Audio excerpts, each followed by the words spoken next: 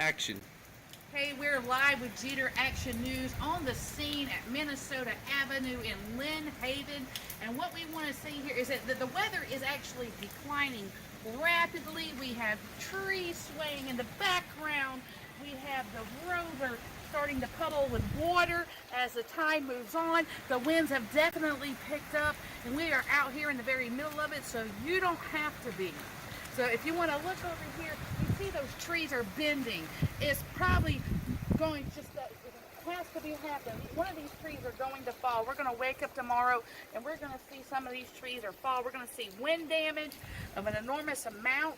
So I hope you all are hunkered down in your safe place. The bridges are closed. Is official. The Hathaway Bridge has closed. We are past the point of evacuating, so you must take shelter where you're at. Shelter in place. Hunker down, everyone. It's going to be a big one.